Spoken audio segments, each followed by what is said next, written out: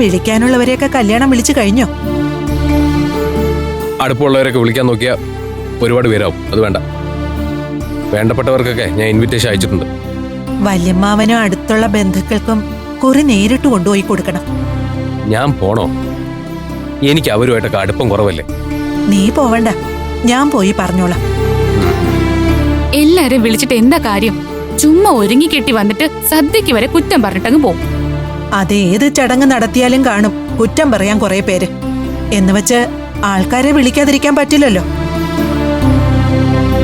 പിന്നെ എനിക്കൊരാഗ്രഹം കൂടിയുണ്ട്, അത് നീ സാധിച്ചു തരണം. എന്താ? എന്തെങ്കിലും പ്രത്യേകിച്ച് വാങ്ങാനുണ്ടോ? വേണ്ട, കൊടുക്കണം. ഒരു കല്യാണക്കുറി അമൃതയ്ക്ക് നീ നേരിട്ട് കൊണ്ടുപോയി കൊടുക്കണം. എന്റെ ഒരു വാശി കൂടിയാ അത്. അങ്ങനെ വാശി കാണിക്കാൻ മാത്രം തെറ്റൊന്നും ചെയ്തിട്ടില്ല അമൃത. തെറ്റ് ചെയ്തില്ല എന്നൊന്നും പറയാൻ പറ്റില്ല. ഏട്ടനോട് നല്ല അടുപ്പം കാണിച്ചിട്ടുണ്ട് അമൃത. അല്ലെങ്കിൽ ഏട്ടൻ അങ്ങോട്ട് അത്രയ്ക്ക് ഇഷ്ടം തോന്നില്ല.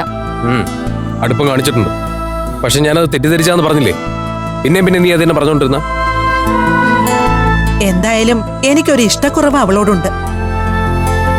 അതുകൊണ്ട് തന്നെ കുറി കൊണ്ടു കൊടുത്ത് കല്യാണം വിളിക്കണം അവളെ.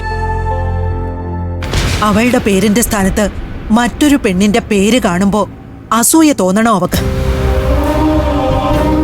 അവൾ ഒരിക്കലും അസൂയപ്പെടില്ല, മനസ്സുകൊണ്ട് അനുഗ്രഹിക്കുള്ളൂ.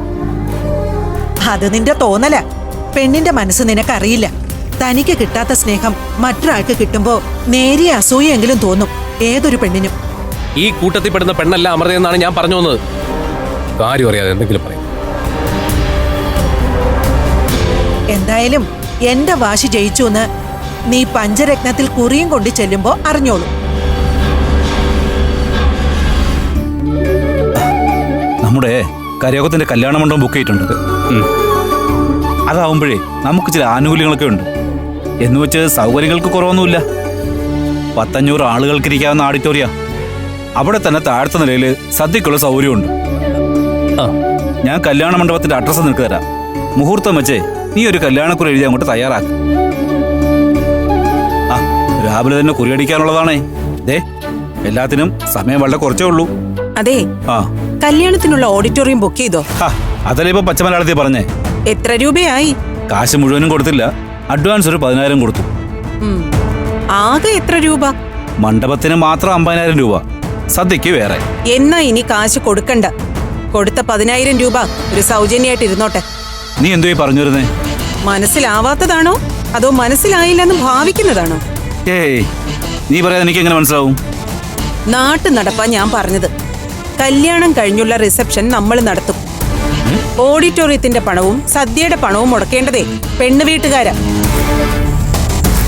നീ വിട്ടിത്തം പറയില്ല അംബികെ. ഈ പെണ്ണ് വീട്ടുകാരെന്ന് പറയുന്ന ആരാ? നമ്മൾ തന്നില്ലേ? ഇതാണ് ഈ സ്വന്തക്കാർ തമ്മിലുള്ള ബന്ധത്തിന്റെ കുഴപ്പം. ഒന്നും പ്രോപ്പറായിട്ട് തീരുമാനിക്കാനും പറ്റില്ല. അവസാനം കാശ് പോകുന്നത് എന്റെ കയ്യിൽ നിന്ന്. കേട്ടില്ലേ അവൻ പറഞ്ഞിട്ട് പോയത്? വെറുതെ അവനെ കൊണ്ട് കാശ് മുടക്കിക്കല്ലേ. പഞ്ചരത്നത്തിലെ ഇഷ്ടം പോലെ വരുമാനമുണ്ട്. നിങ്ങൾ ഒരാളായിട്ട് അങ്ങനെ നിന്നാ മതി. കാശായിട്ടൊന്നും ചെലുത്താൻ നിൽക്കണ്ട.